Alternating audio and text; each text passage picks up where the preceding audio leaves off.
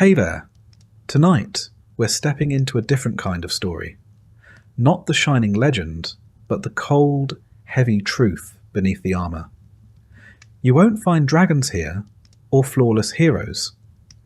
Just a life built on duty, fear, bruises, and the quiet grind of surviving in steel, through battlefields, broken sleep, and the slow fade of glory. If this kind of storytelling helps you rest, feel free to like the video and subscribe, but only if it actually brings you peace. And let me know in the comments where you're listening from and what time it is. It's oddly comforting to know who else is drifting off to the same slow march through history. So, dim the lights, let the fire in your imagination warm the stone walls, settle in, and let's begin with the making of a knight. You are 7 years old when the path to knighthood begins, not with a sword, but with a farewell.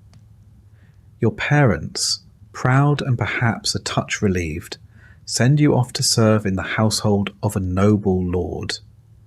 There are no goodbyes written in ink or preserved in keepsakes. Only a pat on the shoulder, a bundle of clothing, and the weight of expectation settling on your small, still growing frame. No one asks if you are ready. In truth, readiness is irrelevant. You are a page now. The castle looms above you, stone towers stretching into a grey sky, its silhouette promising both greatness and hardship. The gate creaks open.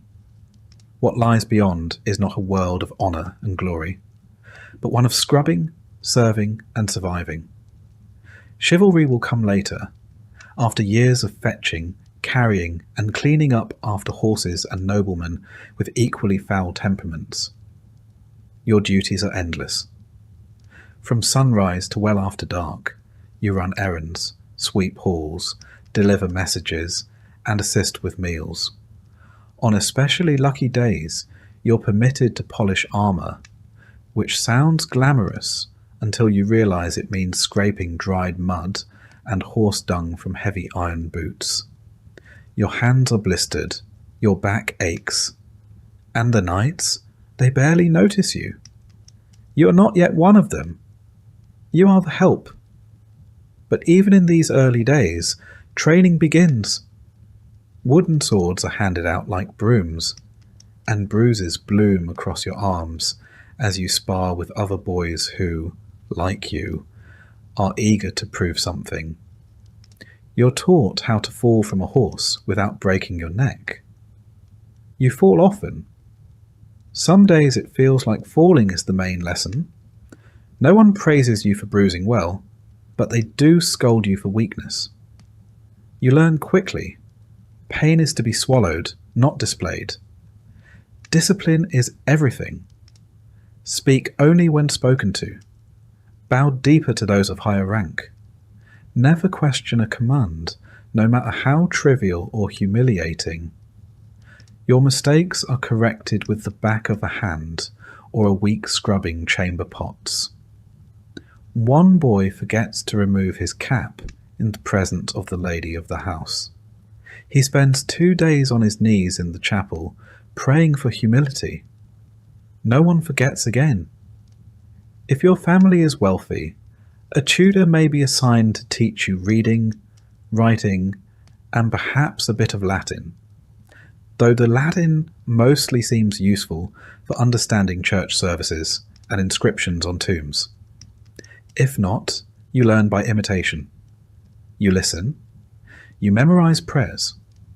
You copy letters with shaky hands when the steward is generous enough to share a scrap of parchment. Literacy is a luxury. Muscle and obedience matter more. Still, you learn. You learn which fork to use, though most prefer fingers.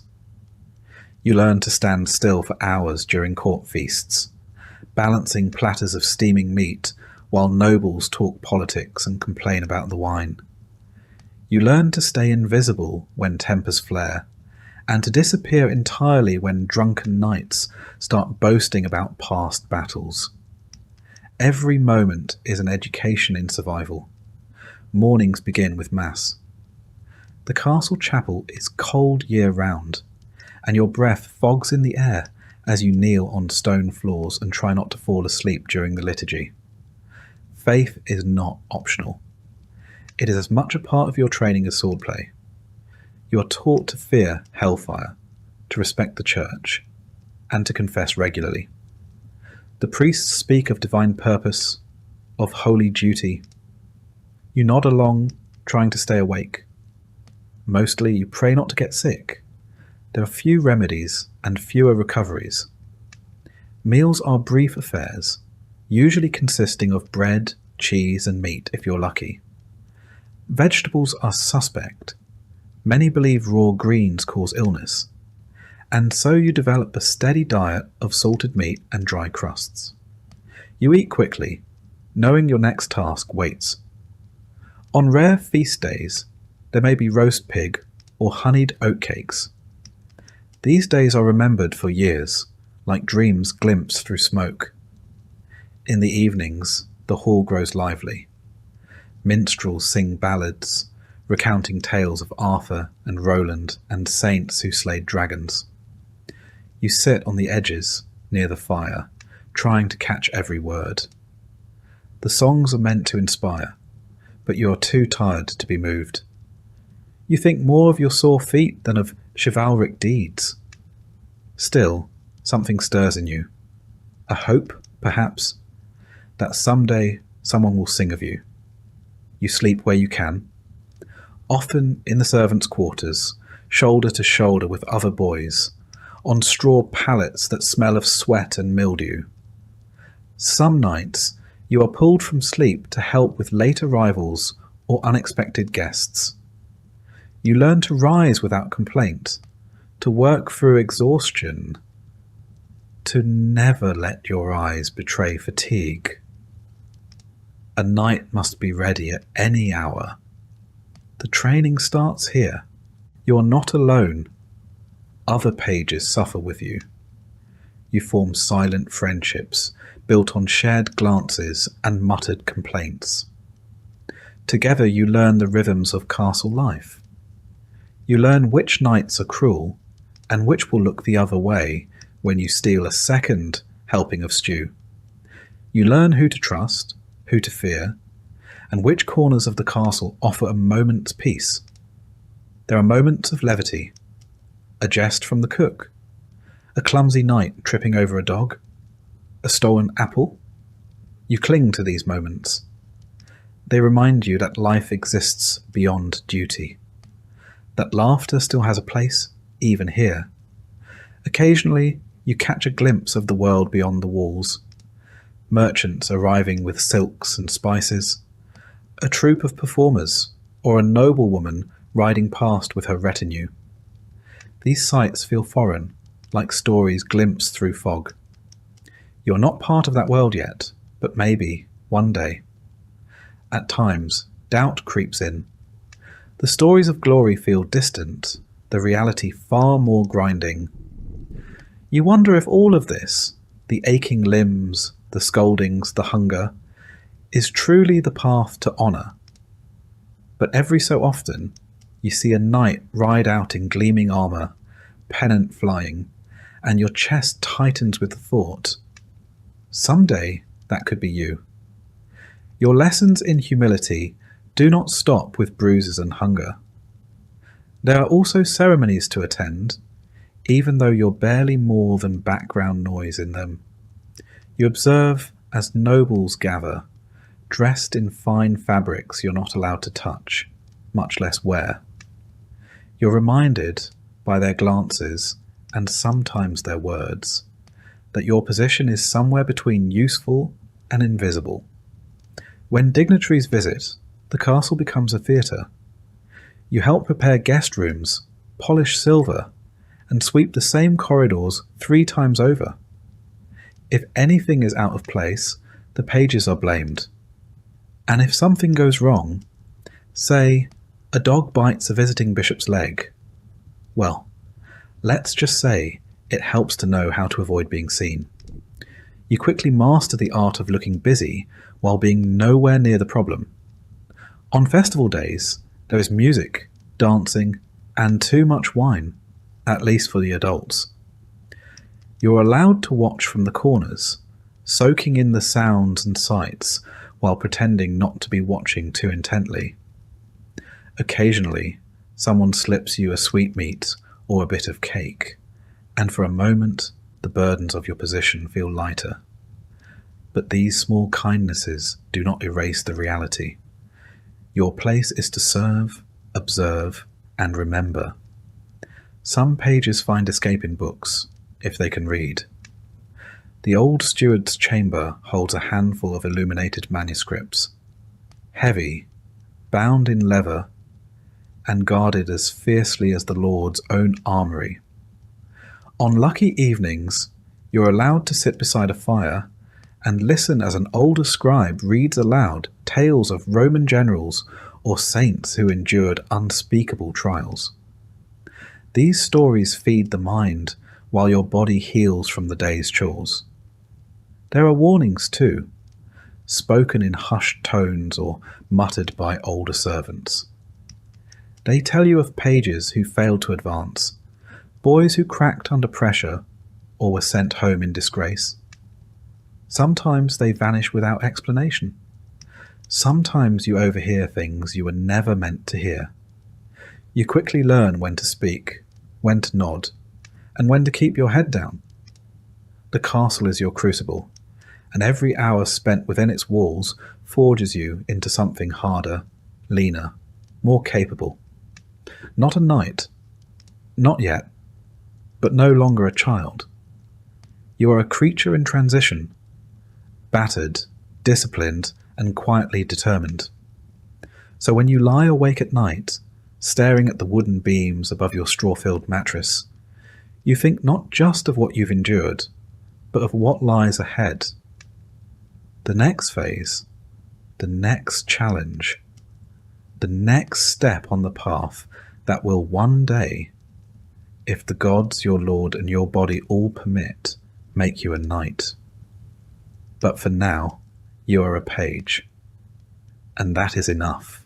At the age of 14, the apron strings of pagehood are ceremoniously snipped, though not with any kindness or softness. You are no longer a page, you are now a squire. And while this new title may sound like a promotion, it comes with considerably fewer sweetmeats and far more bruises. You have graduated from polishing floors to polishing armour, from fetching goblets to fetching the man who might be dying in one. Your new role is personal, intimate even. You are assigned to a knight, and you are expected to serve him as faithfully as a shadow. Where he goes, you go. If he rides into battle, you follow. If he falls, you run into the carnage to help him up, risking your own life in the process. You're no longer a child of the castle. You're the squire of a warrior, and your days are shaped by his demands. The physical training increases tenfold. Riding a warhorse, for instance, is not the elegant glide you once imagined. These beasts are enormous, bred for power and war, and more temperamental than most noblemen. Mounting them is a small battle in itself. Controlling them, a constant negotiation. Your thighs ache. Your spine jars with every step. Your backside hasn't felt normal since Michaelmas. Sword training intensifies. You now wield live blades, not to kill, but sharp enough to cause concern if your opponent happens to be better rested or less distracted than you. You spar daily, your body covered in bruises that never quite fade before new ones bloom. Every session is an exercise in humility. For every swing you land, you take 3 in return. The knight you serve doesn't expect grace, he expects grit. But perhaps the most tiresome part of your duties is equipment care.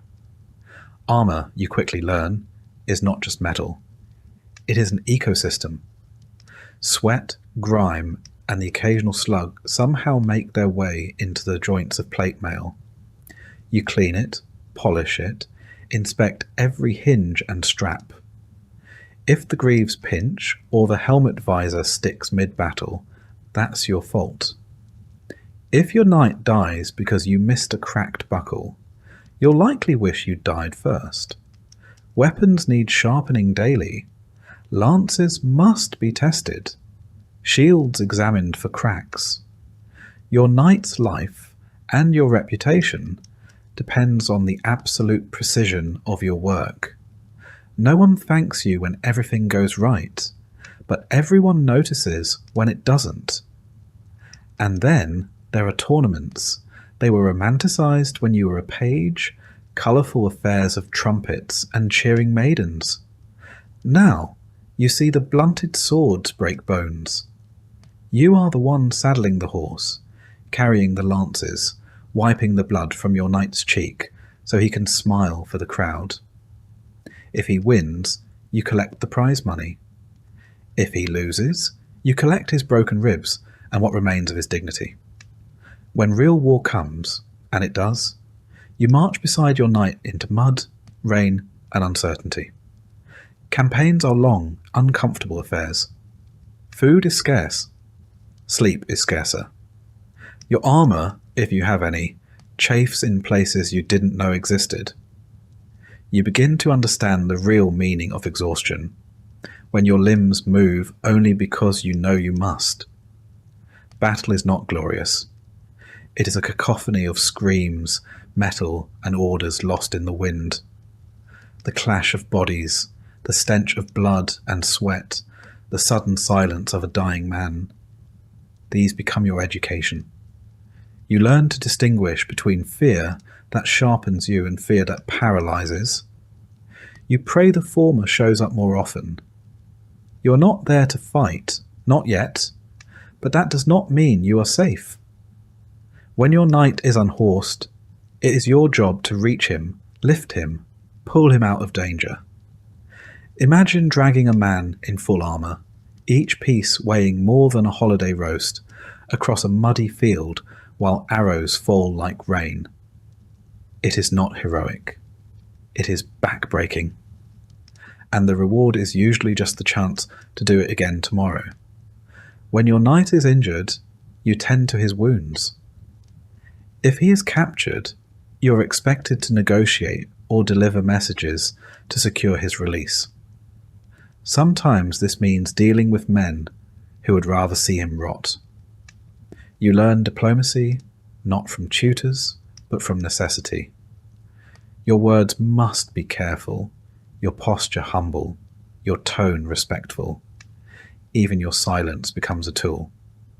There are moments, rare but real, when you feel proud. When you lead your knight's horse into a camp and heads turn to look. When he nods at you after a battle, bloodied but alive. These moments are fleeting, like sunlight through arrow slits. But they matter. They keep you going. Back at the castle, your duties continue. You train younger pages, passing on the same hard lessons you once learned.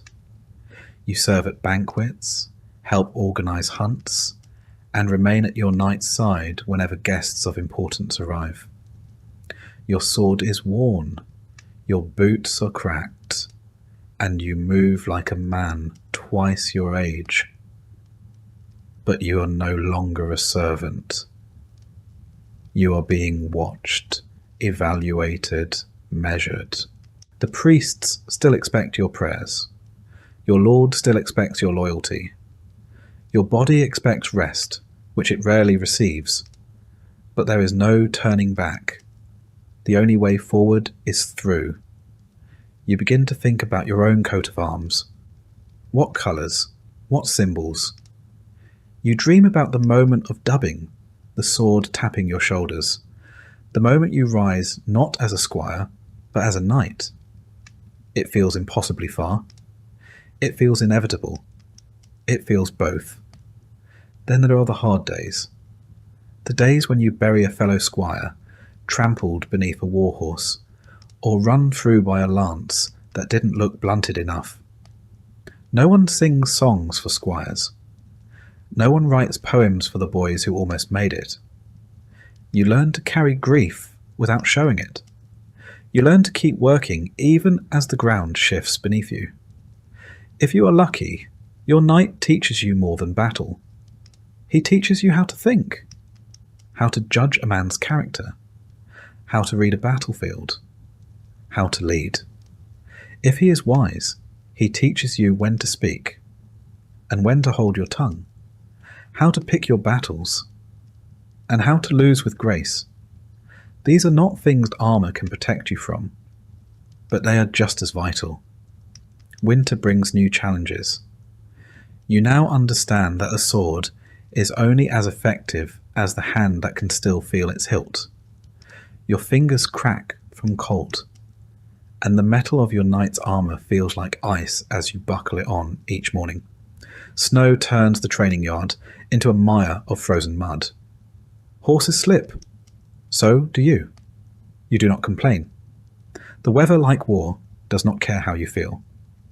There is talk among the older squires, talk of glory, of rebellion in the east, of a king's summons. You listen, absorb, calculate. You've seen enough to know that glory often looks like a grave.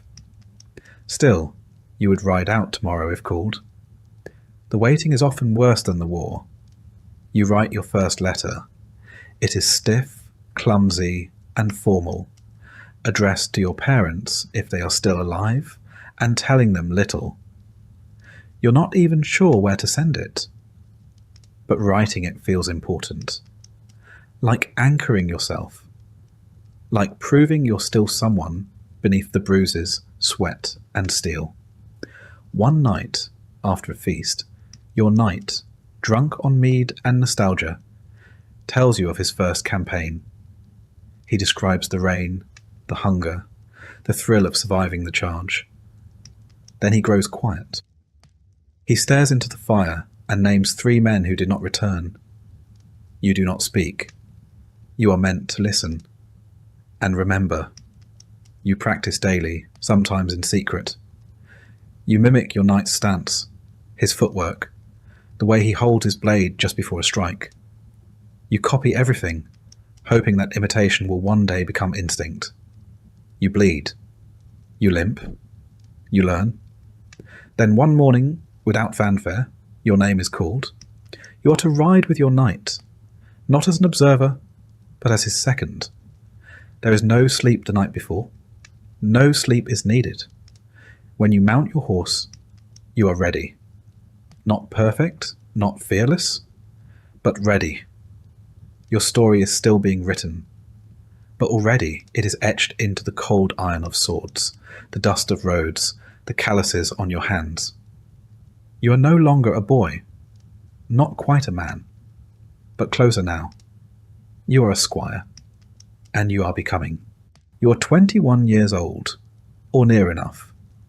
Some squires are knighted younger, some older, but the number doesn't matter half so much as the fact that someone in authority has finally decided you're ready. Ready to kneel. Ready to swear. Ready, in theory, to kill and die with a little more official ceremony attached. There's no sudden transformation. You don't wake up with a deeper voice or a firmer jawline. You're still sore from yesterday's training. Still have mud on your boots and a scar across your shoulder that won't quite heal. But this is the moment your entire youth has crawled toward. Your body bruised, your pride battered, your hands hardened by years of polishing, sharpening, carrying, and serving. It has all led here to the day of your knighthood. It begins with solitude. You are given a chamber, small and cold, in which to pray, reflect, and fast through the night. There's nothing glamorous about it. Just stone walls, a single candle, and a chapel-supplied blanket that somehow manages to be both thin and scratchy. You kneel on the floor, bones aching, stomach growling, and try not to think about the warmth of the kitchens or the scent of roasting pork wafting from below. This vigil is meant to purify the soul, to prepare you to accept the sacred duties of a night. You're expected to meditate on the responsibilities ahead, defending the weak, serving your Lord, upholding the church. In practice, you spend as much time wondering whether anyone would notice if you had a sip of water or sat down for 5 blessed minutes. You're not alone in your discomfort. Dozens of squires have kept this vigil before you, some trembling with anticipation, others feigning serenity. You wonder which you are. You try to remember all the prayers, the creeds, the proper posture. You try not to think about the rumours of squires vomiting from nerves during the ceremony or passing out mid-kneel. That would be unfortunate. Memorable, but unfortunate. Come dawn, you are escorted to the main hall. It is transformed for the occasion. Banners hang, candles flicker. Nobles, knights, and priests gather in ceremonial dress, whispering politely behind gloved hands. A hush falls as you enter. Your name is announced. You kneel. Your lord, or perhaps the king, depending on your station, approaches. He carries a sword, a symbol of service and power. It may not be his own blade. Some lords keep a ceremonial sword just for this purpose, polished to a mirror shine and never used in battle. You try not to look too closely. You try not to shake. The sword taps your shoulders, left, then right, the dubbing. In some traditions, you're also given a symbolic slap, a reminder of the physical and moral pain you must now endure without complaint. It's less of a blow and more of a firm pat, but the message is clear. A knight's duty is not to comfort, but to sacrifice. Then comes the oath. You speak solemnly, pledging loyalty to your liege, to God, and to the ideals of chivalry. You promise to defend the weak, to protect women, to speak truth, and to fight with honour. You repeat the words with as much gravity as you can muster, though you silently wonder how many knights still live by them. With the oath complete, you rise, not as a boy, not as a servant, but as a knight. The change is subtle, internal, and yet profound. People who barely glanced at you yesterday now nod in solemn approval. Your peers clap your shoulder.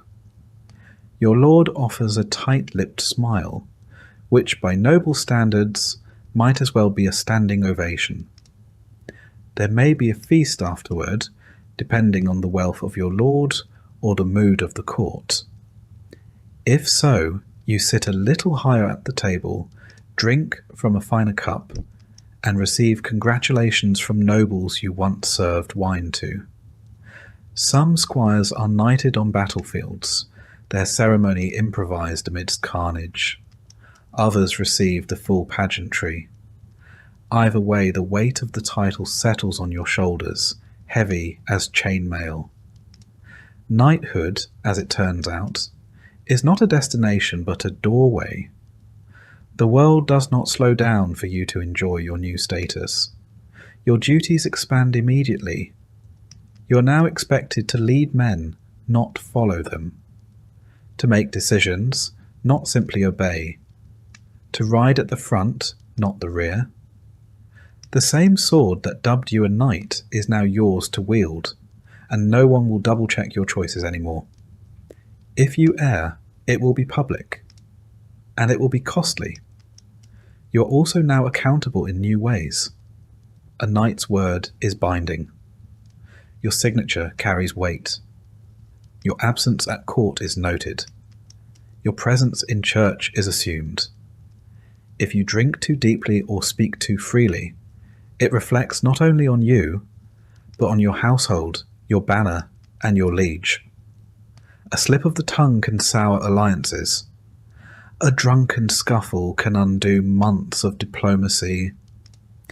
In short, your margin for error shrinks dramatically the moment your shoulder is tapped with a sword.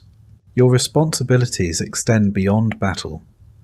If your lord grants you land, you are expected to manage it wisely. That means collecting taxes, settling disputes among peasants, maintaining roads, and ensuring the harvest is strong. Knights are often imagined as warriors alone, but in truth they are administrators, enforcers, and landlords. Your sword may rest in its scabbard for months at a time, but your seal is pressed into wax almost daily. You also now have your own squire. The irony is not lost on you. He is young, uncertain, eager to please. You teach him to polish your armour just so, to saddle your horse without bruising its haunches, to pour wine without spilling. You correct him gently, at first, then more firmly. He reminds you of yourself. It is humbling and slightly amusing to see how far you've come, and how far you still have to go. There is also the matter of your coat of arms. If you haven't had one before, it must now be chosen. Colours, symbols, family mottos, they all matter. They identify you on the field of battle and in court. They speak before you do. A red lion, rampant on a field of gold, says something very different than a black cross on a white bend. Choose wisely, or pay a herald to help. Your new armour is fitted to your frame, assuming your lord is generous or your family still has coin to spare. Full plate is expensive, and every piece must be custom made. Greaves for your legs, gauntlets for your hands, a cuirass for your chest. You stand still as the blacksmiths measure and clink, their fingers leaving soot on your skin. The weight is impressive. Walking in it feels like learning to move all over again, but you feel safe inside it too, as if metal might guard not only your body, but your name. You take your first formal ride through the village, not as a servant trailing behind a retinue, but at its head. Children run to the roadside. Old men bow stiffly. A woman tosses you a flower. You try not to look too pleased. The peasants don't cheer exactly, but they do stare, and in the medieval world, attention is a kind of applause. That night, in the solitude of your chamber, you remove each piece of armour slowly, methodically. You place your sword with care. You stare at your reflection in the polished plate and try to see what others saw today. A knight, a protector, a leader. You do not quite believe it yet, but you will. Not everything changes overnight. You still train each day. You still wake early and pray. You still limp after a long ride and wince when a blade catches your elbow. But your name is called with more weight now. You are consulted, not commanded. The younger squires eye you with something like awe or fear, possibly both. War will come again. You know this. And when it does, your position in the vanguard will be expected. No more standing behind a shield wall. No more waiting for orders.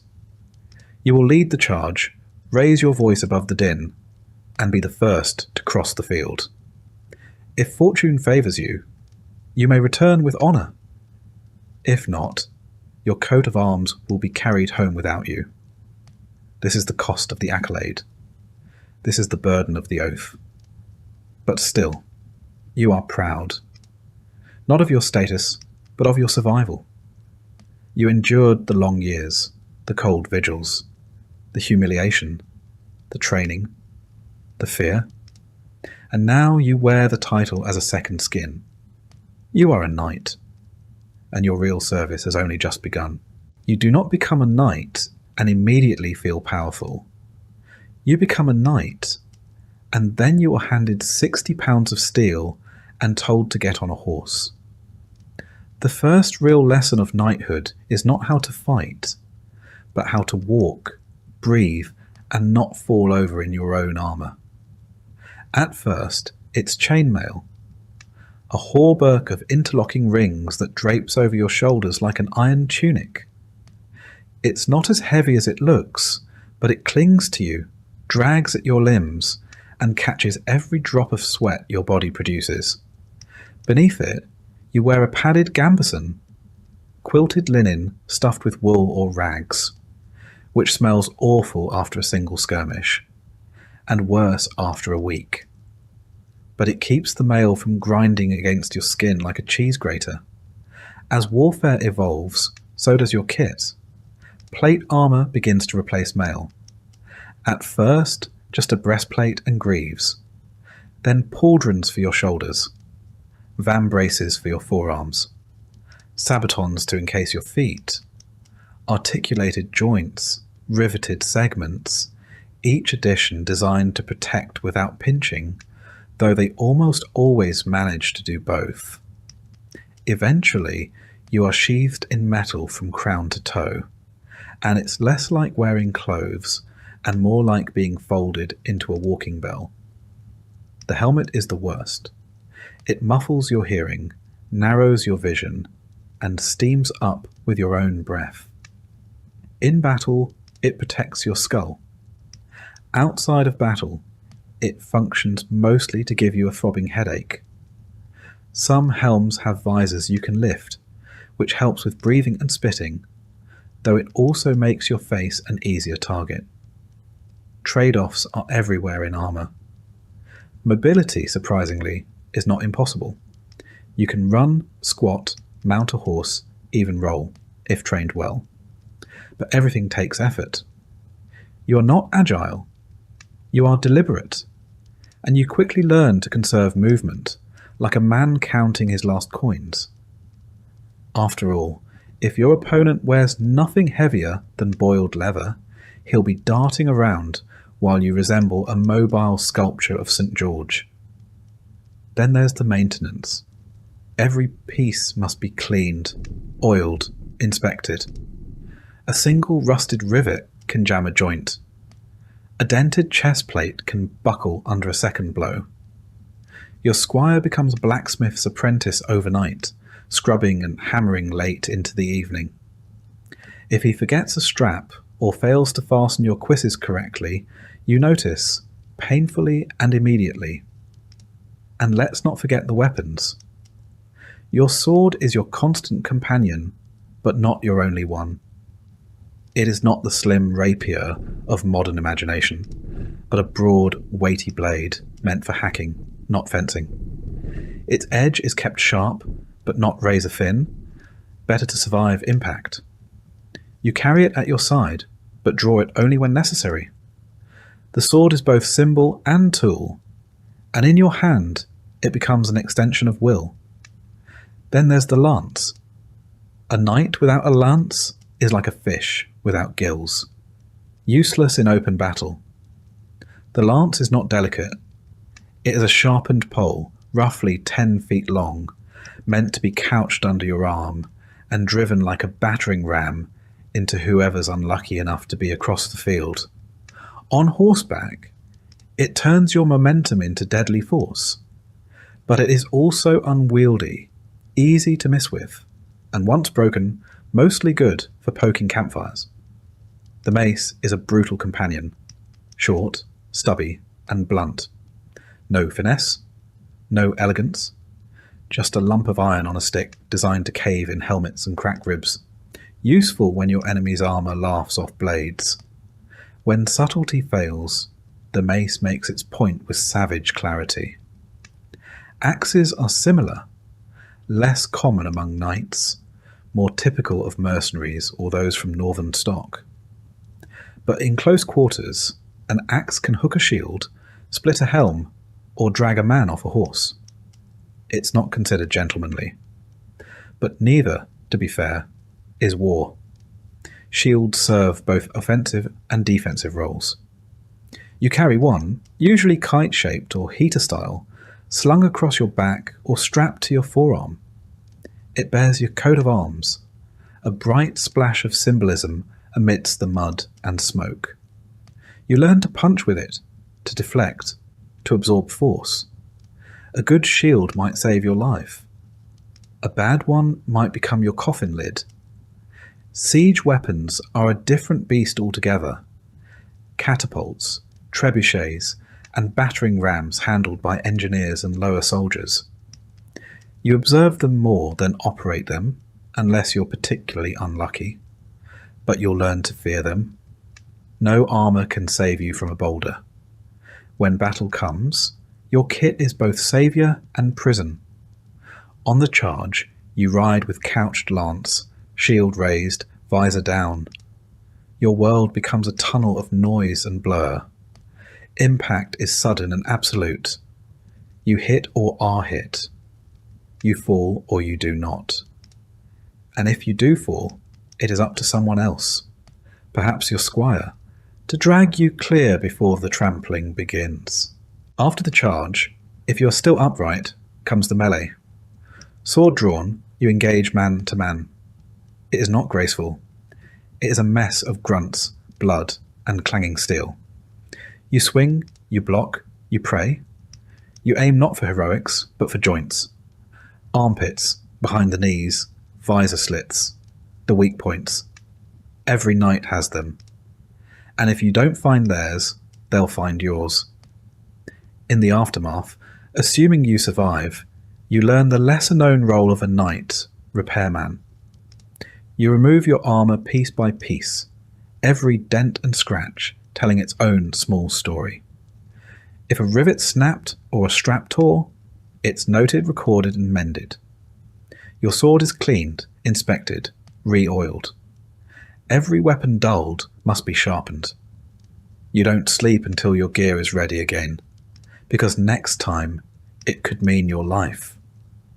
You begin to appreciate the subtle differences between good steel and bad. You learn the smiths by name, the balance of a sword, the weight of a shield, the line where a helmet should rest against your brow. All become second nature.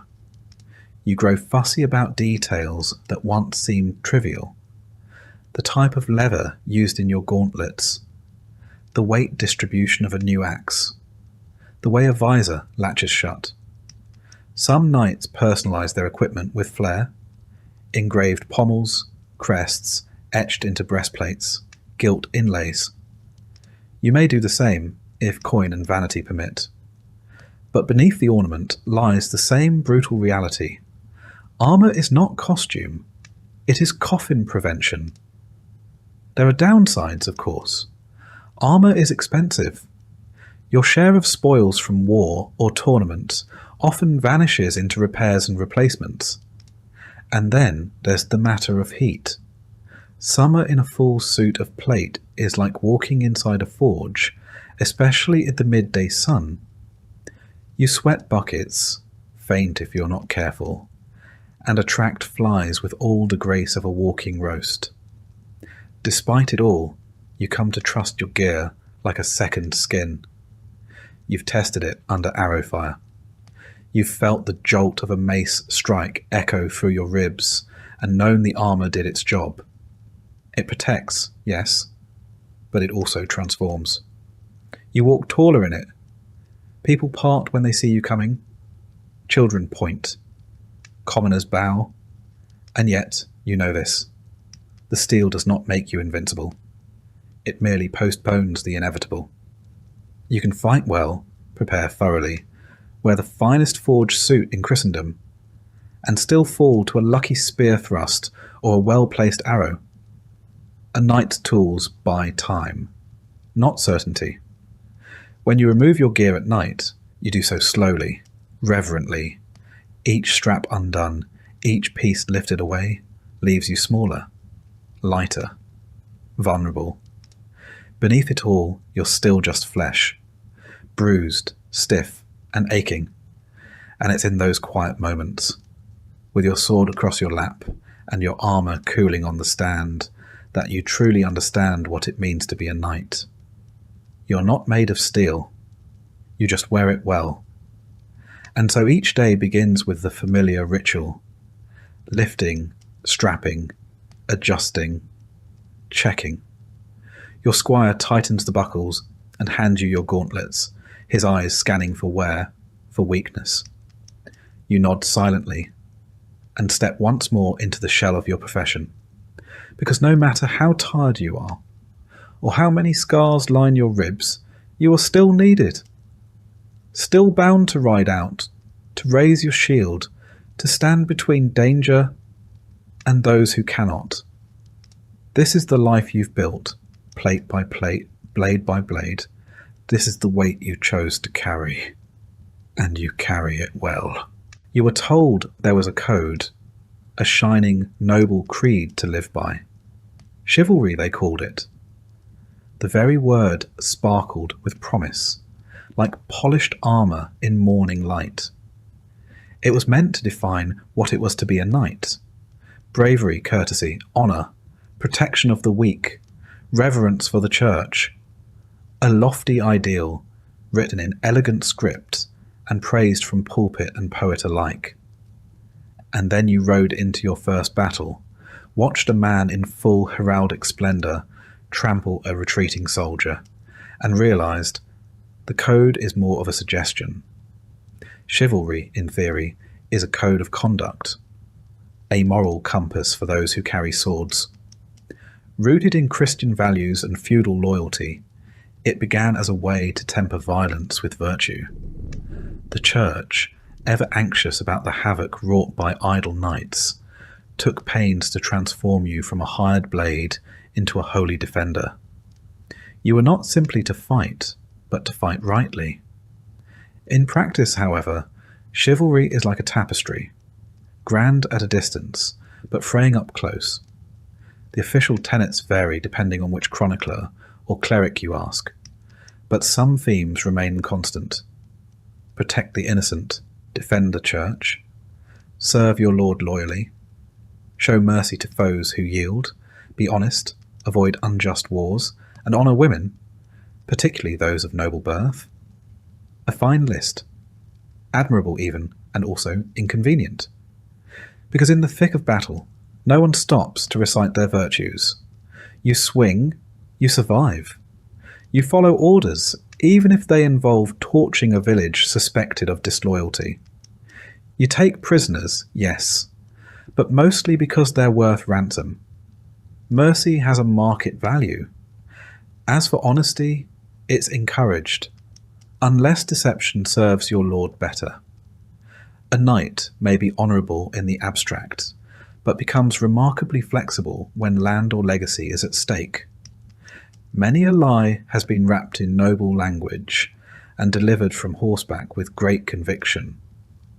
Protecting the weak sounds lovely in songs, but in the field the weak are often collateral. If your lord requires a peasant uprising crushed, you ride. If a convoy of commoners stands between you and the enemy's grain supply, you don't go around, you go through. The poor admire knights from afar, because they're rarely better off when one rides by. Then there is the matter of women. The songs speak of courtly love, of gallant men pining in poetic torment for unreachable noble ladies. In truth, your relationship with women is defined more by property law than poetry. Marriage is political. Romance, when it exists, is fleeting. And the protection you offer depends heavily on class. A noble woman might be revered. A washerwoman, less so. That's not to say knights are uniformly dishonourable. Many strive to live by the code. They pray, they tithe, they avoid unnecessary cruelty. But the world you inhabit rarely rewards restraint. A knight who hesitates to strike might not live to deliver mercy. A man who speaks the truth too plainly may find himself without land or head. Tournaments, oddly, are where chivalry shines brightest. In these stage spectacles, the rules are rigid, the honour real. You salute your opponent. You show restraint. You lose with grace. It's theatre, yes, but it's theatre where the actors believe in the script. And for a moment, the code becomes reality, if only briefly. There are manuals, actual written guides, that lay out knightly conduct in florid detail. One might advise you not to strike an opponent who has lost his helm. Another might say that if a lady drops her glove, you should retrieve it without stepping on it or staring too long at her ankles. The Church writes its own rules, more focused on piety. Attend Mass, confess sins, avoid gluttony, and above all, never forget who sanctioned your right to kill. These manuals are read aloud in courts and training halls. Some squires memorize them, others nod politely and return to sword drills. In truth, the code is interpreted differently in every household. Some lords emphasize loyalty, others demand ferocity. A few take chivalry so seriously they disown sons for showing cowardice. Others knight boys who haven't seen a day of battle simply for the right marriage alliance. What you learn over time is that chivalry is not a sword to wield, it's a mirror. Some polish it daily, others shatter it for convenience. You yourself try to follow the spirit, if not the letter. You help your squire when no one's watching. You spare an enemy who's yielded, though your comrades jeer. You ride back to a burning hamlet to escort a limping peasant out, because her child clutches your leg and says, "Please." These moments stay with you longer than most victories. They cost little. They feel like something old, something sacred. And yet, no bard will ever sing of them. Chivalry, you discover, is not about grand gestures. It's about small decisions made when no one is looking. It's about being decent in a profession built around destruction.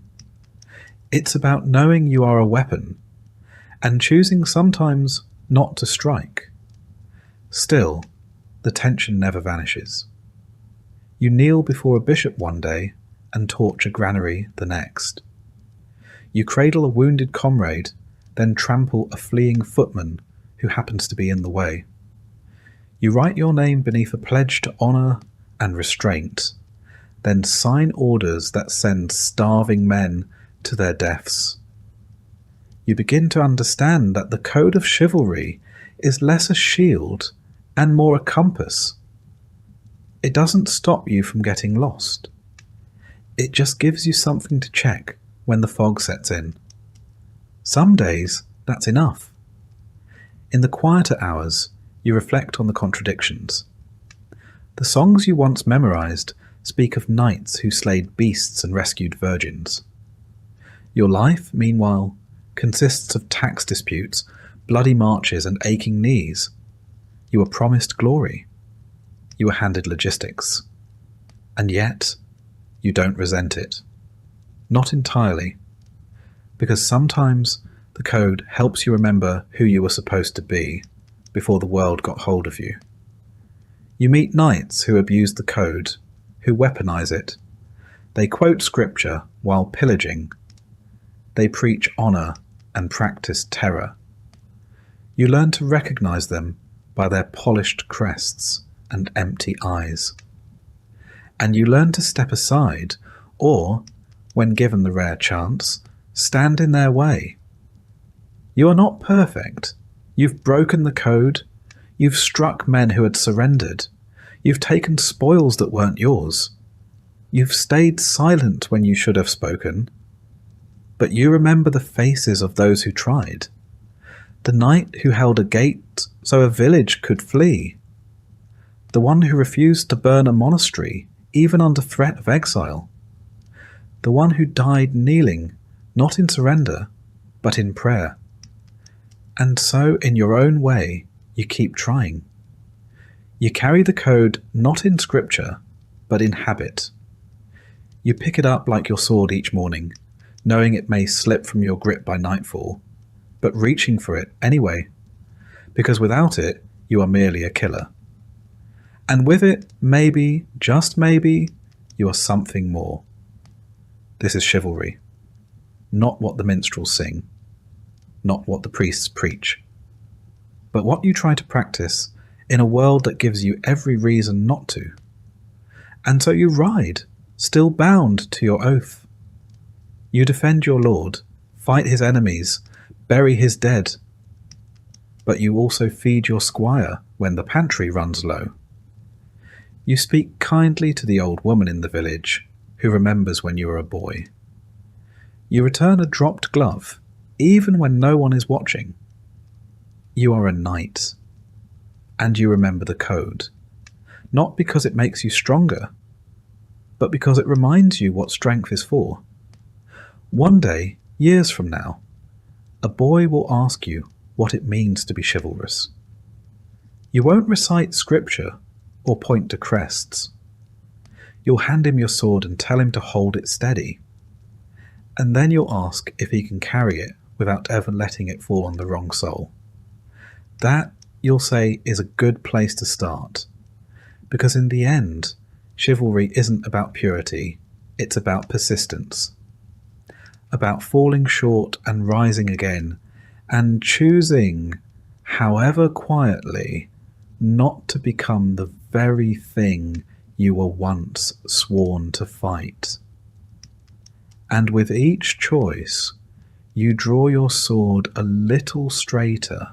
You've trained for years, carried swords before you ever swung one, watched men die before you were allowed to charge, and polished your own armour so often you can still smell the vinegar and oil in your sleep. But none of that truly prepares you for this. The moment the trumpet sounds, your horse shifts beneath you, and the ground ahead fills with the bodies and banners of your enemy. The battlefield is not a stage. It is not an arena of honour or a chessboard of strategy. It is a pulsing, groaning thing, mud, blood, and metal wrapped into chaos. You can recite the names of old heroes, the codes of chivalry, the rules of engagement whispered by bishops in candlelit chapels.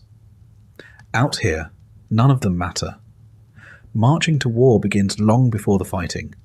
You ride for days, weeks even, through rain, sleet, and sun. The air grows worse as the army swells. Body heat, dung, and rotting rations blending into something foul enough to turn even the sturdiest stomach. Feet blister. Tempers snap. Your companions shift from camaraderie to muttering and silence. Men begin to smell like their horses. You do too. Camp life is brief and miserable.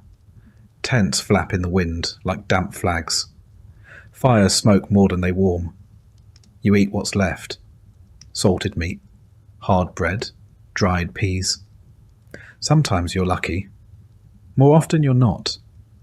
Clean water is rare, and when it isn't, you worry what's floating in it. Armour is cold in the morning, blistering by noon. You sleep with your boots on and your sword within reach. And then one morning you crest a ridge and see them. An army arrayed across the field, their own banners snapping, their knights glinting in the rising sun. This is it. Your commander gives orders, shouted and relayed. Everyone nods. Few truly hear them. Your stomach tightens. You check your horse's girth strap. You say a prayer, or pretend to. You wonder how many will die before the sun sets. Then it begins. The charge is not graceful. It is thunder. Hooves tear the ground, lances lower, and every heartbeat counts down to impact. You aim your weapon and hope the man opposite you is slightly slower, slightly more afraid. The clash is bone-shaking. You might hit. You might miss. You might be hit. You might fall. And if you fall, you pray you can get up before the next wave tramples you. The noise is unrelenting. Screams, shouts, clanging steel, horses shrieking, men begging. There is no rhythm, only violence. You fight in flashes. A blade swings near your head. You duck. A man lunges. Your sword blocks without thought. An axe strikes your shield. You feel the shock in your teeth. You do not think in terms of heroism. You think in terms of inches.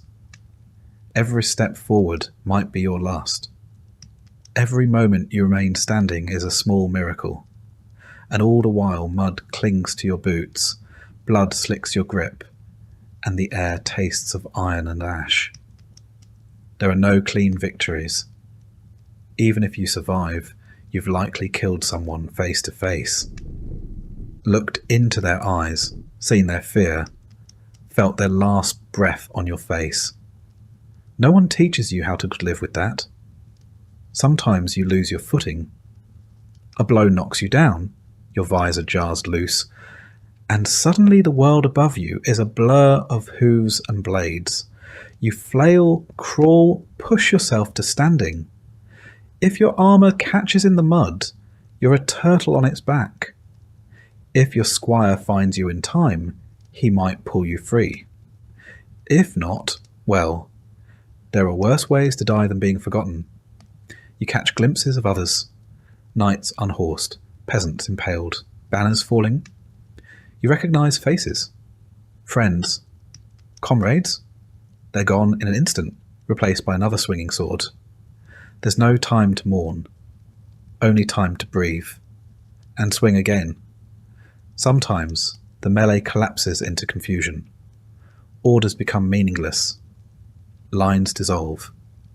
You find yourself beside men you don't recognise, enemies mistaken for allies and vice versa. In those moments, the battlefield becomes its truest form. Not a clash of nations or ideologies, but a storm of survival. If you live, it ends not with trumpets but with exhaustion. Your arms ache, your ears ring. Your horse, if still alive, is foaming and trembling. You stagger back to camp, strip your armour with shaking hands, and stare at your bloodied gloves. You hope it's not your own. You're not sure. Later, you walk the field. Crows already gather. Men groan where they lie, too wounded to move. You try to help, but there are too many. Some you leave with water, some with a whispered prayer, some you finish, because it is kinder. Your boots soak through with blood. You stop noticing the smell. Looters are already at work, stripping the dead of rings, purses, boots, sometimes even teeth. It's dishonourable, yes, but also practical. War is expensive, and a fallen knight's sword might pay for someone's winter grain. You turn your gaze elsewhere. You do not stop them. You find your comrades, those who made it. Sit with them beside a dying fire, each of you silent. Some clean wounds. Others just stare. No one boasts. No one drinks. You all know better. The ones who laugh after battle tend to cry when the fever sets in. There is no celebration. There is only tallying. How many were lost? How many banners captured? How many horses must be replaced? How many squires did not return? In the week that follow, the story is cleaned up. Minstrels compose ballads of noble charges and glorious stands. The Lord gives a speech. Priests declare it a righteous victory. You are paraded through the streets on your return. Flowers are thrown. Children cheer. You wave, smile, nod. But you remember the smell of the field, the look in the eyes of the man you skewered, the cries of your friend as he bled out beside a broken shield. You do not forget, this is the brutal battlefield. Not the battlefield of legend with shining armour and valiant duels, but the real one, muddy, terrifying, loud, confusing. A place where honour is a luxury, mercy is rare, and survival is a skill. You're no longer simply a knight, you are a soldier, a veteran. And though you ride on, polish your armour, train your squire, part of you will always be there. on that nameless field under that grey sky, sword slick with blood and breath fogging your visor. That part of you never truly leaves. You try not to talk about it, what really happened. When new squires ask, you give them lessons in form, in stance, in strategy. You do not describe the sounds. You do not mention the shaking hands. Not because you're ashamed, but because words cannot make sense of it, and because part of you is afraid they'd still want it. But you prepare them all the same.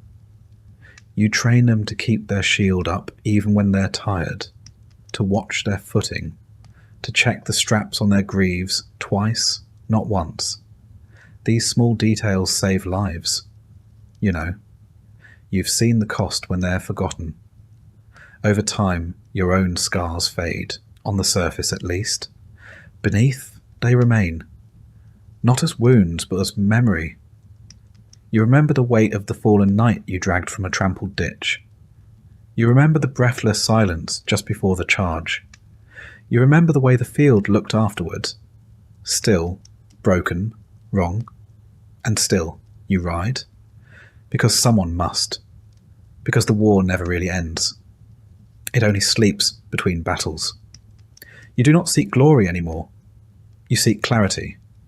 You seek survival. And you try in whatever way you can to make sure the men beside you come home. This is what it means to fight, not for banners, not for poems, but for the man at your left and the one at your right, for the squire who still believes in songs, for the prayer you whisper even when you don't believe. You are shaped by steel, but forged in the field. This is the brutal battlefield. And you have survived it. And in surviving, you have learned the cost of every inch of ground, measured not in paces, but in lives. You survive your first battle and then another. And though war never truly ends, it does go quiet. Armies disband, swords are sheathed, the banners come down. For a while, there is peace. But a knight with no war is a weapon left idle. And idle weapons tend to rust. So you turn to the next best thing, the tournament. Not a brawl, not a massacre, though it might come close, but a staged battle dressed in heraldry, pomp, and profit. Where war is chaos, a tournament is choreography. Where battle makes legends, the tournament makes celebrities. It begins with an invitation. If your name carries any weight, or your lord's coin carries enough, you're summoned to a list field near a bustling town where the banners fly as high as the entry fees. You arrive with your squire in tow, your armour shined to near blinding polish, your horse combed and plaited like a bride's hair. The grounds are prepared days in advance. Wooden stands rise from the grass. Merchants set up stalls selling meat pies and pewter tokens. Minstrels rehearse songs they hope to sell before the jousts begin. Children run between tents, shouting names of their favourite knights. Yours may even be among them, if your last performance was sufficiently bloody. But make no mistake, this is no gentle pastime. A tournament is as dangerous as any battlefield, only better lit and more politely announced. There are two main events, the melee and the joust. The melee is a grand mock battle, dozens of knights on foot or horseback charging each other across an open field. It is said to mimic real combat, though it rarely obeys real combat's rules. The goal is to disarm, unhorse, or bludgeon your opponents into submission, preferably without killing them. Not out of mercy, but because corpses don't pay ransoms. You enter the field with your team, shield emblazoned with your arms, heart thudding behind your breastplate. Horns sound. The crowd roars. You lower your visor and plunge in. The fight is real enough. Blades are blunted, yes, but not harmless. Bones are broken. Teeth are lost. Pride always is on the line. You strike, you're struck. You fall, you rise. Somewhere in the din, your name is shouted, either in triumph or concern. Sometimes both. The melee is over when only a few remain standing, or when the judges decide it's become too undignified. You leave the field limping, exhilarated, exhausted, or sometimes unconscious. If you perform well, your reputation grows. If you perform poorly, you pretend not to care while discreetly checking for bruises. Then comes the joust, the jewel of the tournament. One knight, one lance, one pass. The tilt rail separates you from your opponent, and both of you thunder forward on horseback, trying to shatter your lance on the other's shield, helm, or chest. Points are awarded. Helmets are dented. Occasionally, ribs are cracked.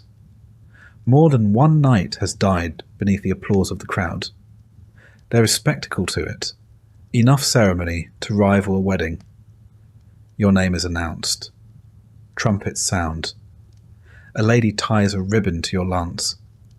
You bow to the stands, salute your opponent, and take your place at the end of the tilt yard.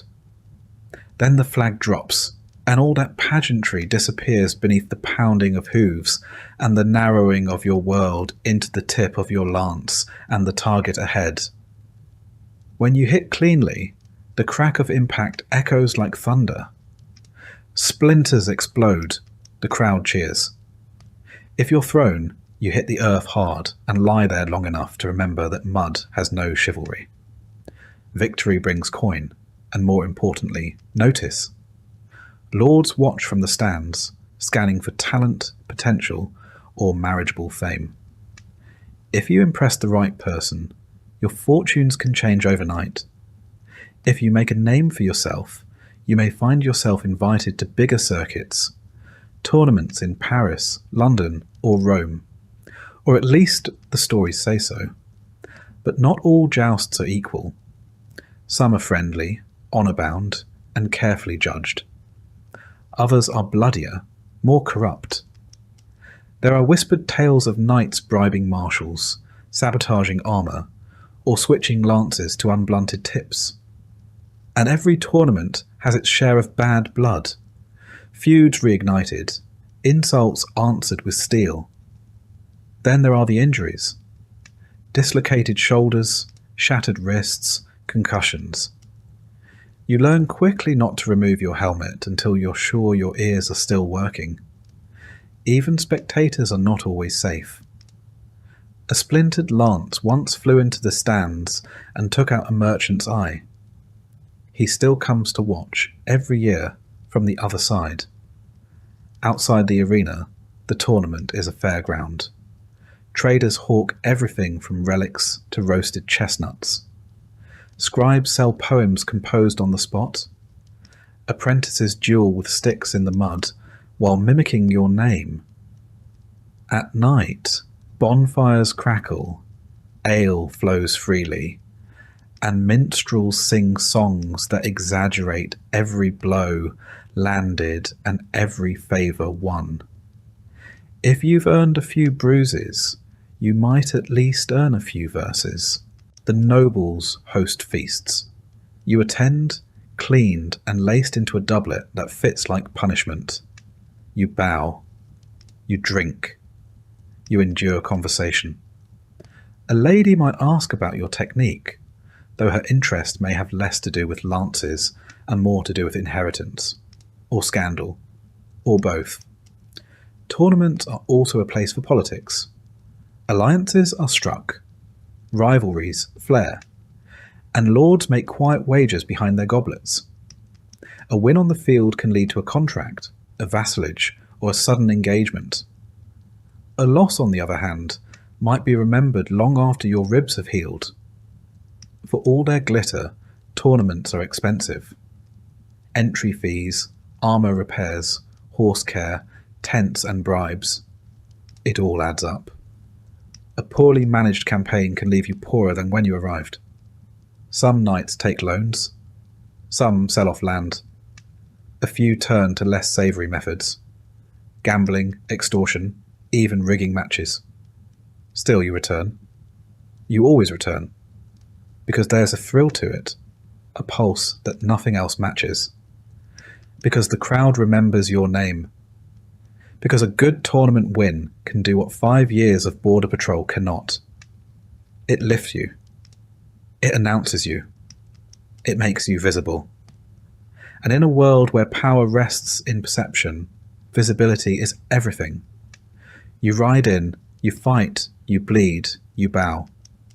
And when you win, you smile with broken lips.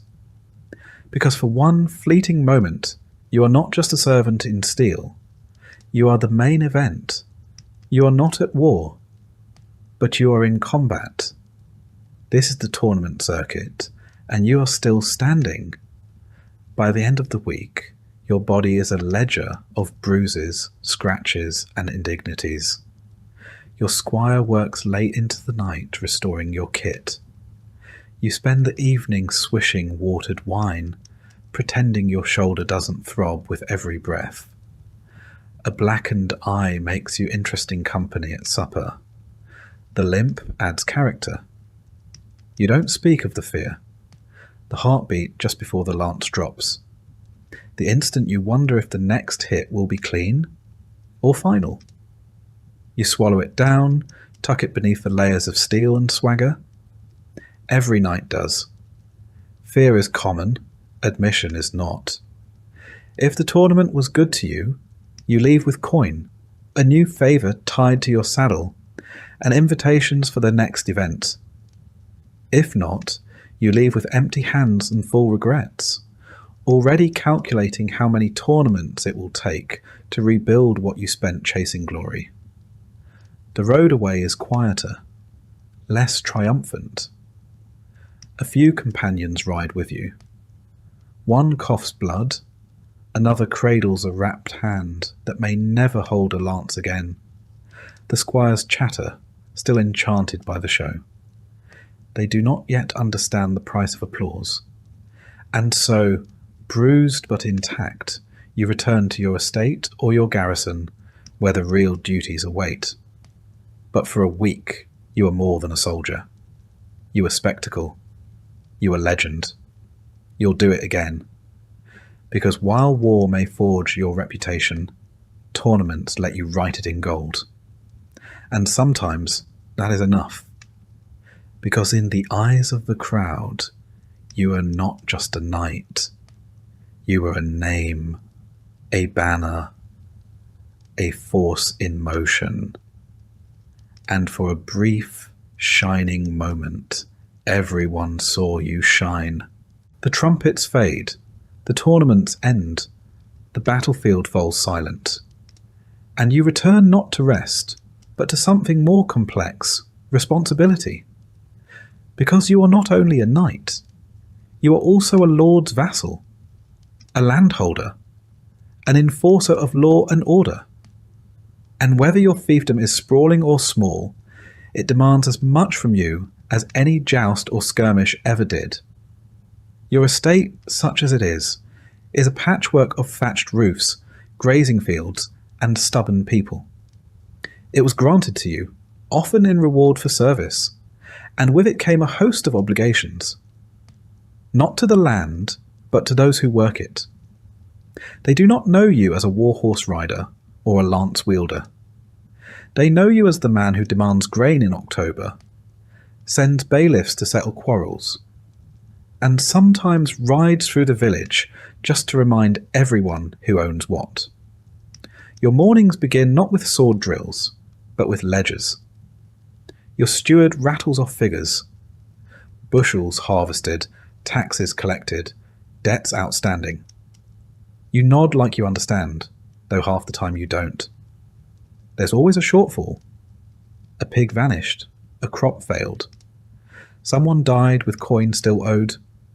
The solution invariably involves more paperwork and fewer pigs. Then come the petitioners. Peasants queue at your hall to air grievances. He stole my goose. Her cow trampled my barley. Their son struck mine with a stick. You sit beneath a banner bearing your arms, listening with the weariness of a man who's faced arrows and would prefer them to this. Justice must be swift, or at least loud. You nod. You fine. You send men to inspect fences. The villagers shuffle out, mostly satisfied. You hope? Disputes between peasants are one thing. Disputes between your men-at-arms are worse. When two armed retainers argue over boundaries or livestock, swords rattle.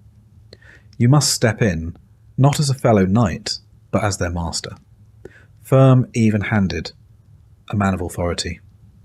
It's a delicate thing, projecting strength without escalating tempers. You manage, mostly. You also collect taxes, grain, wool, coin, or goods in kind.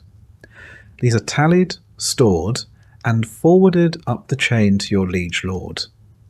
Some of it you keep to pay your men and maintain your household.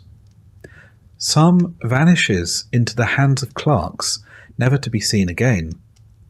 You suspect a fraction feeds the bishop's cellar or funds your lord's latest embroidery habit. But questioning the chain of feudal economy is like questioning gravity. You nod, sign, and send the ox cart on its way. Inspections follow. You tour your own fields, riding slowly between rows of barley and flax. You speak to the reeve, the village-appointed overseer, who informs you of labour shortages and brewing discontent. You pretend not to hear the mutters from the hedgerows, about rents, about levies, about your fine new scabbard that probably cost more than a plough. You smile, offer a nod, and ride on. Respect is maintained less by affection than by distance. Your hall must be stocked and guarded, your garrison drilled, your walls maintained, and your steward reminded that the grain cellar smells odd again. You oversee the blacksmith, the cooper, the baker. You approve repairs to the millstone, arrange timber for winter, and, once a month, host a feast for local tenants to keep up the illusion that everyone is cheerful and loyalty is mutual. You arbitrate marriages, approve apprenticeship contracts, and on occasion deliver punishment. Thieves may lose fingers. Poachers might pay in coin or days of labour. There are gallows, but you rarely use them. They're more useful as symbols than tools.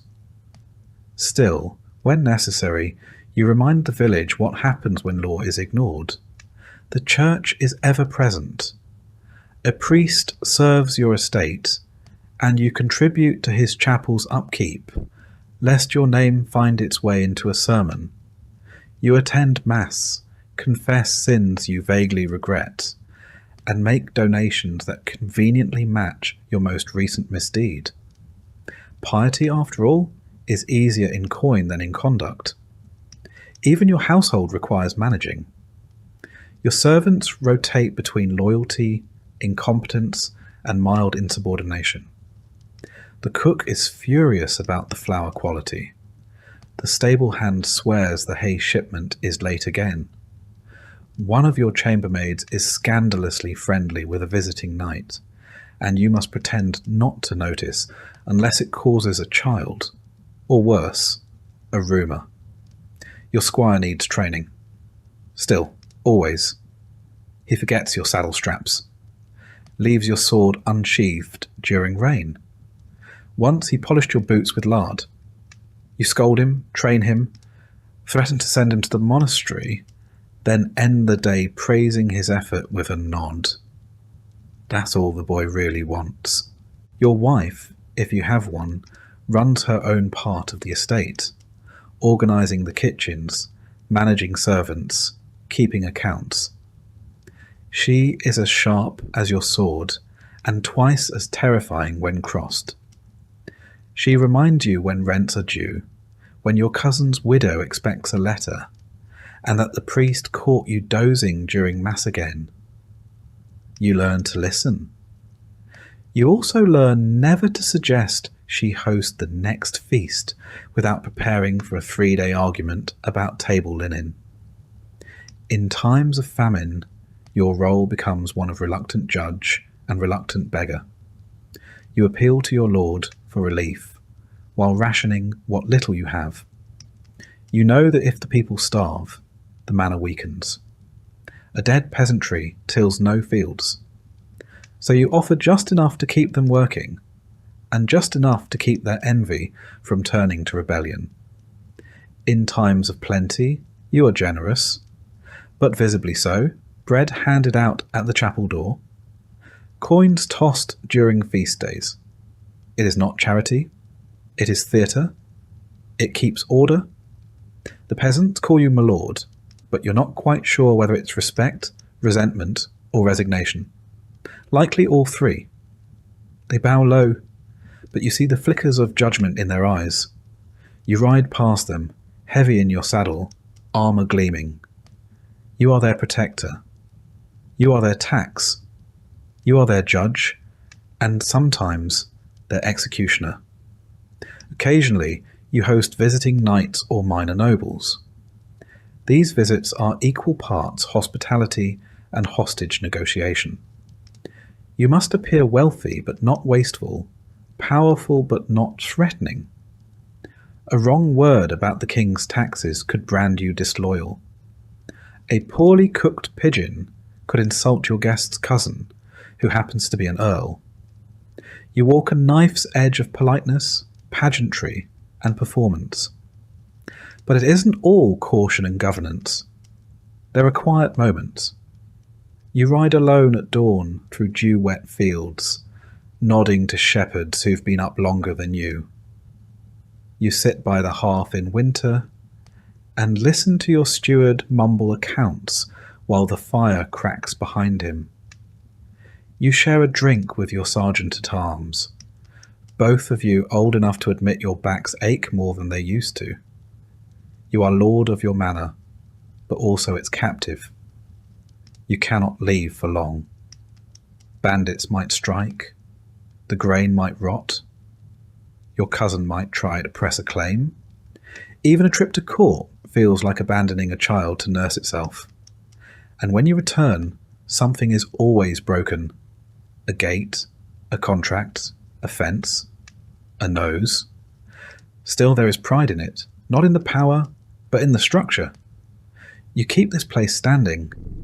You feed 100 mouths. You settle disputes before they boil into feuds. You remember names. You attend baptisms, funerals, and harvest dances. You kneel beside the dying and sign contracts for the newly wed. You are woven into the land's rhythm, into its heartbeat. This is the other life of a knight. Not glory, not gore, but governance. And though it will never be sung by minstrels or carved into stone, you know the truth. A knight's blade defends his name, but his estate keeps it alive. Because in the end, when the sword is sheathed and the war drums fade, it is not your victories that remain. It is your land, your people, and the fragile peace you hold together, one decision at a time. When the halls fall quiet, the ledgers are closed, and your sword is back on its rack, you are left with something less discussed and poorly romanticized, your private life. You'd think, after tournaments, campaigns, and estate matters, that you'd collapse each night into dreamless slumber. You'd be wrong. Rest is elusive. Comfort is intermittent. The truth is, sleep is a luxury in a knight's world, and one that must often be negotiated. Your bed is not the down-filled paradise of later centuries.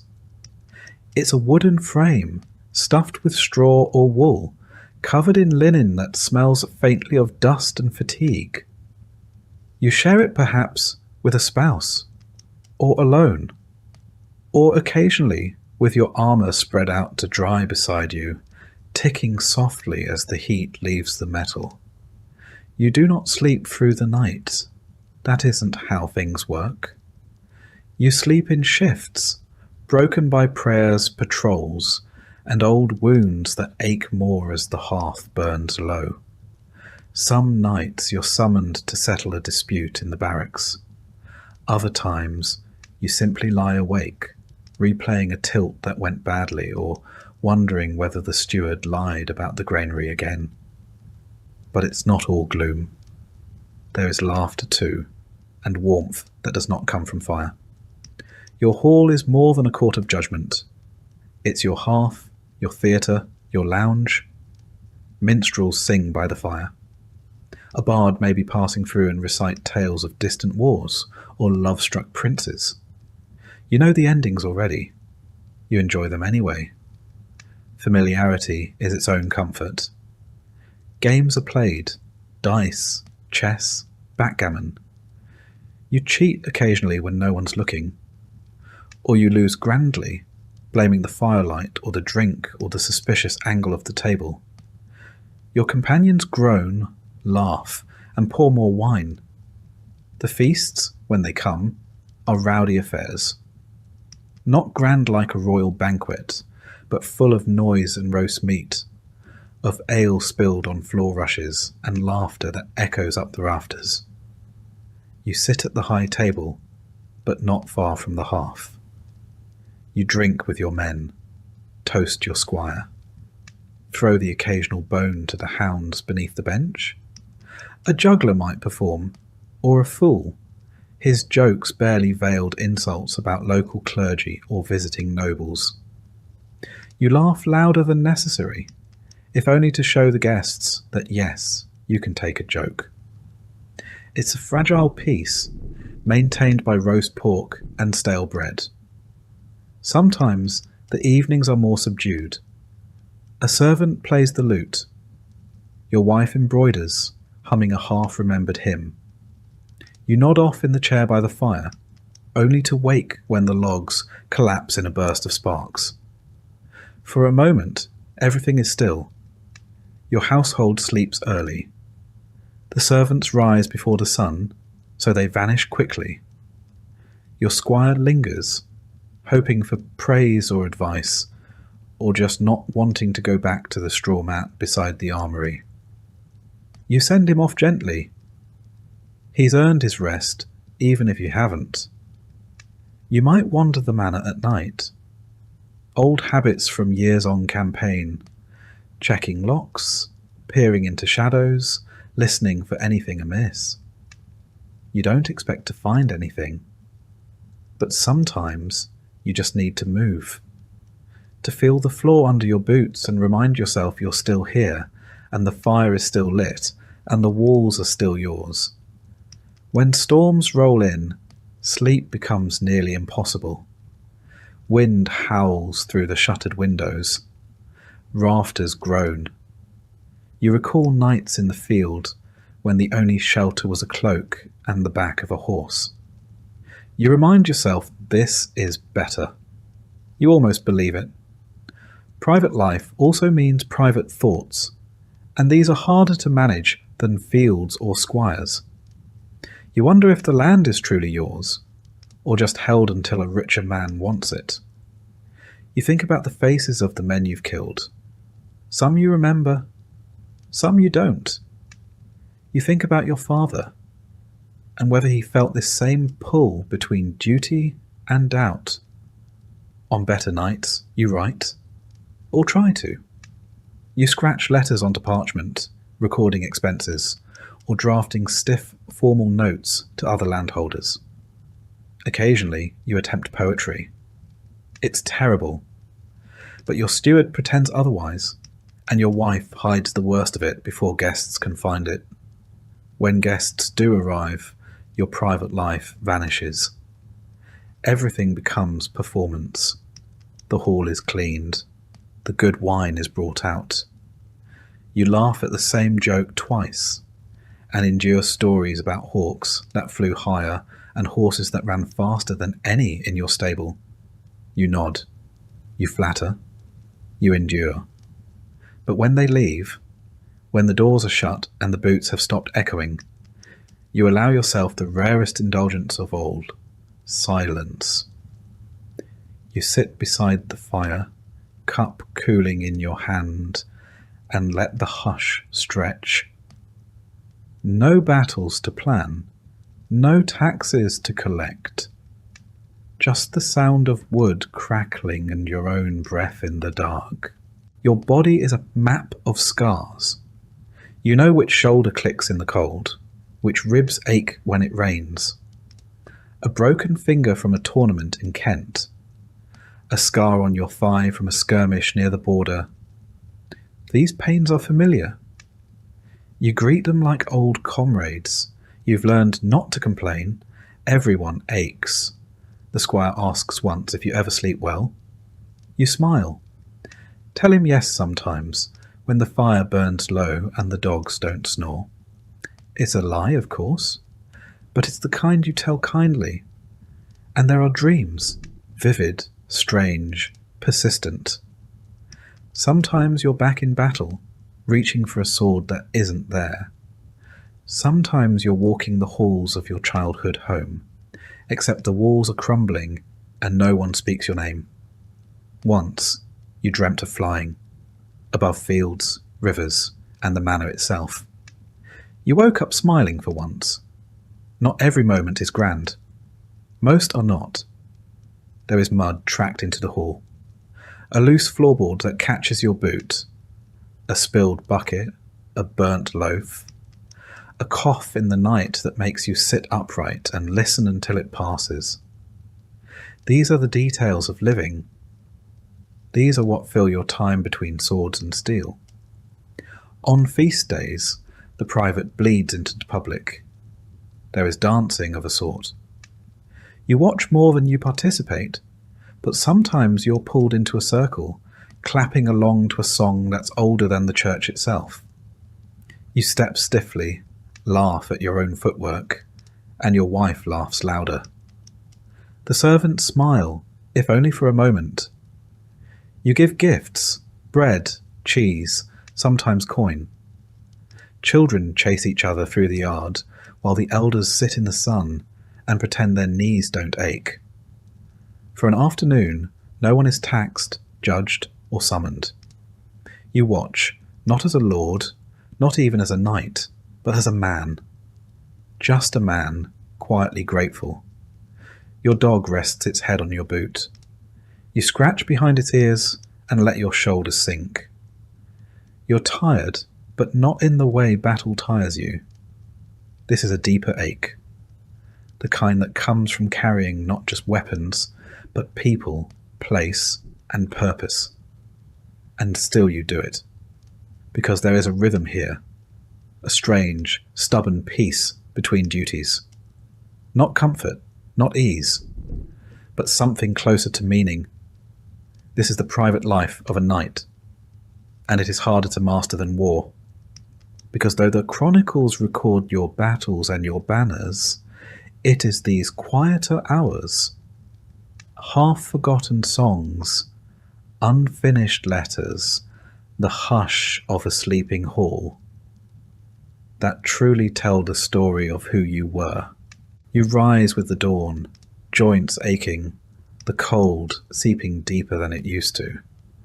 The steward greets you with a nod.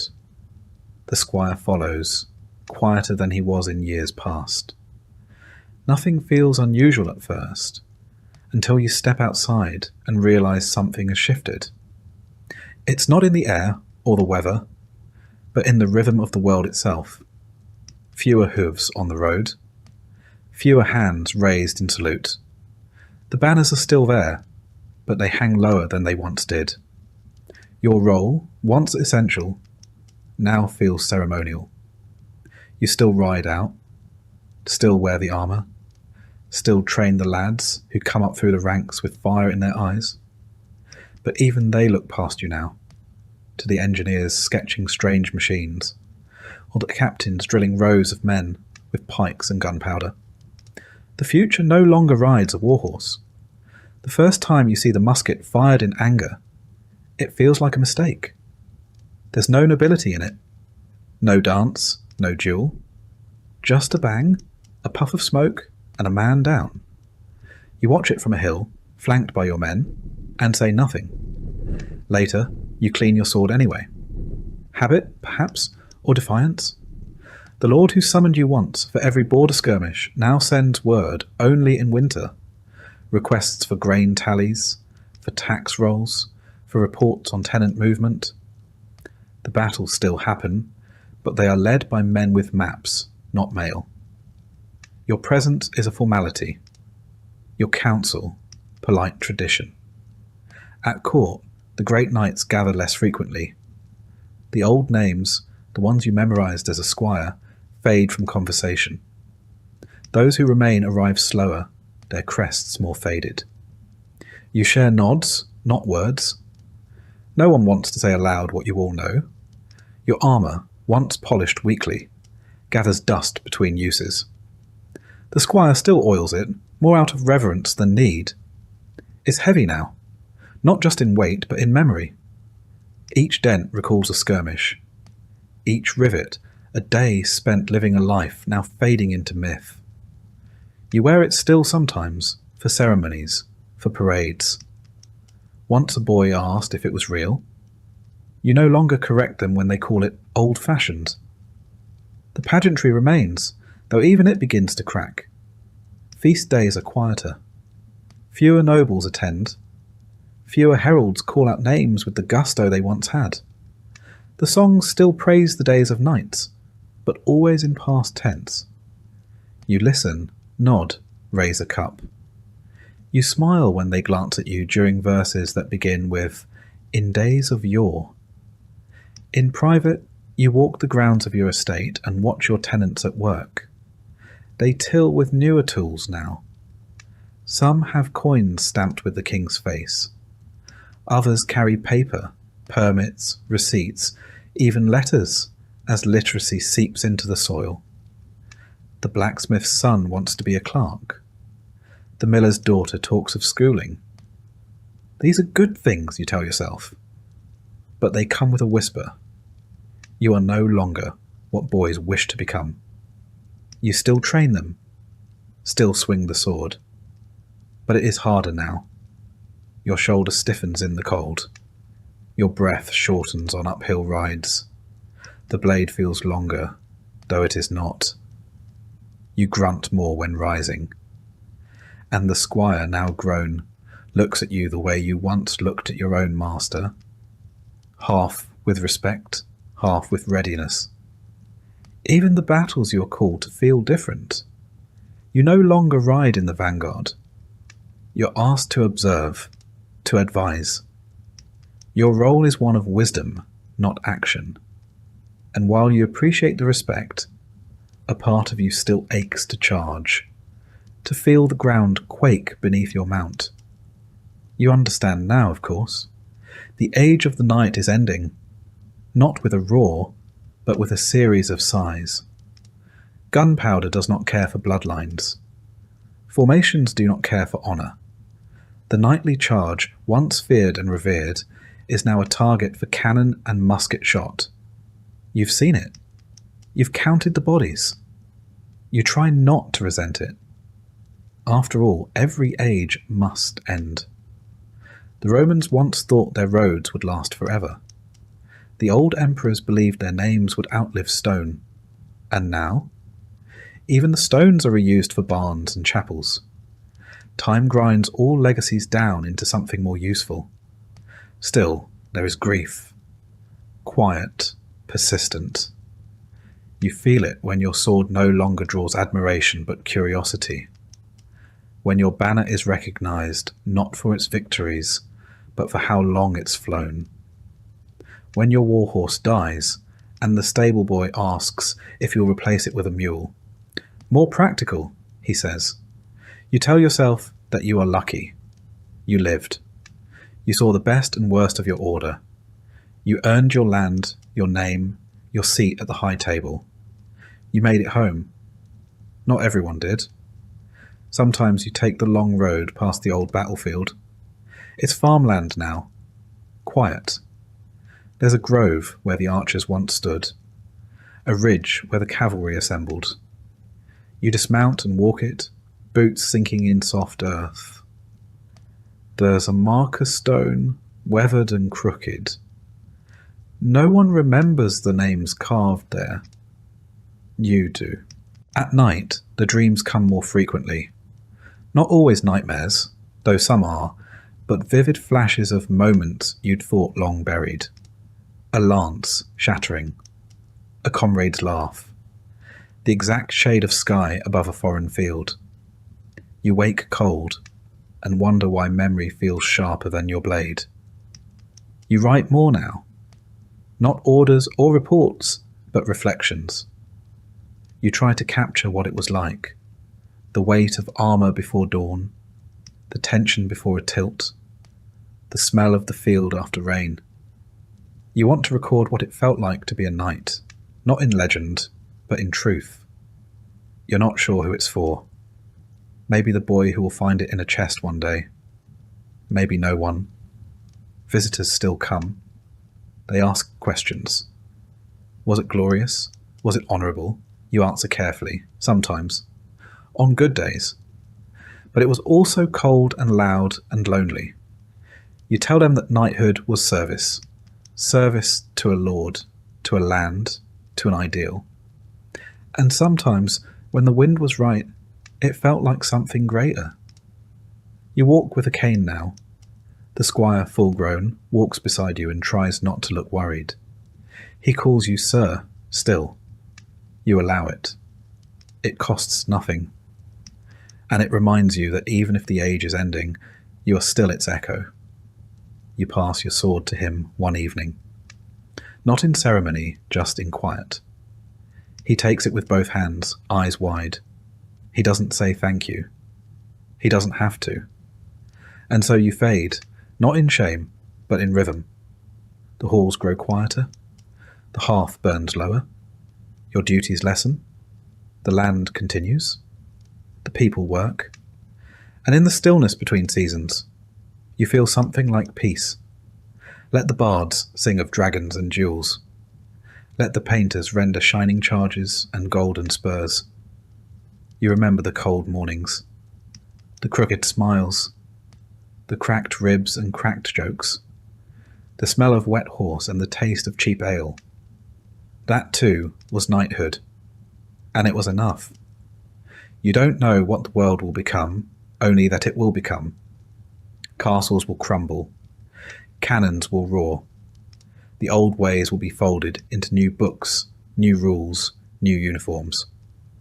But perhaps in some chapel or court, a tapestry will still hang, and a child will point to the figure in the corner, the one in battered mail, and ask, "Who was that?" And maybe, just maybe, someone will remember. Not the battles, not the banners, but the man. That will be enough.